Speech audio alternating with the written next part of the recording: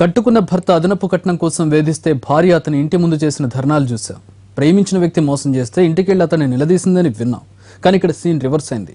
కట్టుకున్న భార్య మోసం చేసిందంటూ ఓ భర్త ఆమె ఇంటి ముందు ధర్నాకు దిగాడు.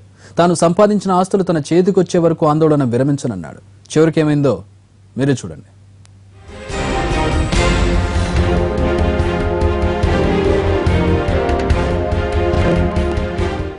ఇతని పేరు రమేష్ చంద్ర. హైదరాబాద్ లో కొన్నాళ్ల క్రితం చిట్టీల వ్యాపారం చేసి బాగానే సంపాదించాడు. కోట్ల ఆస్తులు కూడబెట్టాడు. తన పేరును కొన్ని, తన భార్య శైలజ పేరున మరిన్ని ఆస్తులు రిజిస్ట్రేషన్ చేయించాడు.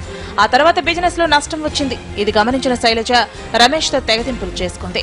తన పేరునున్న ఆస్తులు అమ్మి కొన్ని అప్పులు కట్టుకున్నాడు రమేష్. అయినా తాను సంపాదించిన కోట్ల ఆస్తులు భార్య పేరున ఉండటం, ఆమె వదిలి వెళ్లటంతో రమేష్ తట్టుకోలేకపోయాడు. శైలజ తన ఇద్దరు కొడుకులతో కలిసి కూకట్పల్లిలోని ఓ అపార్ట్మెంట్ లో తల్లిదండ్రుల దగ్గర ఉంటోంది. తనకు ఇంకా అప్పులు ఉన్నాయని, తనకు రావాల్సిన వాటా తనకు ఇవ్వాలంటూ భార్య ఉంటున్న అపార్ట్మెంట్ లో ఆమరణ దీక్షకు దిగాడు రమేష్ చంద్ర. నిరాహార దీక్ష దిగానండి. టిల్ డెత్ అండి. ఏదర్ బతికున్నా చనిపోయినా మంచివాడు అనిపించుకుంటే చాలండి. చనిపోయినా సరే ఓకే, ఇట్స్ ఓకే. అప్పుల వాళ్ళు మర్చిపోతారు, ఏం చేద్దాం మరి. ఇప్పుడు అట్లీస్ట్ అటెంప్ట్ చేశాడు, మనల్ని మోసం చేయాలని అనుకోలేదు. నేను చేయని ప్రయత్నం లేదండి.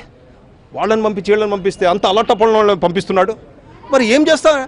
ఇది కుట్టిన తలుపు వెనక దాక్కుంటుంది. కుట్టినోడికే బాధ, మరి వాడే ఎగురుతాడు.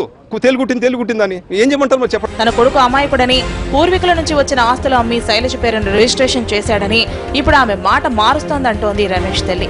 రమేష్ కు అప్పు ఇచ్చిన వారిలో కొందరు ఈ ధర్నాకు మద్దతు తెలిపారు. నేను ఇచ్చిన ఒడిసీ షాపు నా ఇల్లు నా కొడుకు బాగా చేసుకున్నాడు. 2 లక్షలకు పైన వస్తున్నాయి అంటే నేను 2 సంవత్సరాలు నిద్రపోయానయ్యా.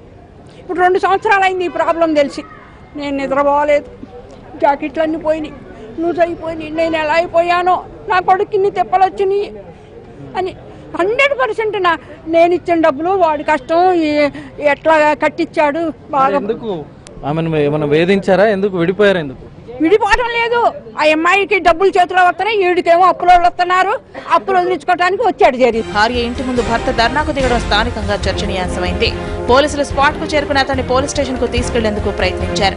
తన మామ రిటైర్డ్ పోలీస్ అధికారి అయినందున కేసును పక్కదారి పట్టిస్తాడని పోలీసులతో వాగ్వాదానికి దిగాడు రమేష్. చివరికి కూకట్పల్లి ఇన్స్పెక్టర్ రమేష్ పై చేయి చేసుకుని బలవంతంగా పోలీస్ స్టేషన్ కు తరలించారు. ఇదిలా ఉంటే శైలజ అతని తల్లిదండ్రులు మాత్రం మీడియా ముందుకు వచ్చేందుకు ఇష్టపడలేదు. తన ఆస్తులన్నీ అమ్ముకుని ఇప్పుడు భార్య పేరు మీద ఉన్న ఆస్తులను కాజేసేందుకు నాటకం ఆడుతున్నాడనేది వాళ్ల సంబంధికుల వర్షన్. ఈ విషయంలో పోలీసులు ఏం తేలుస్తారన్నది చూడాలి.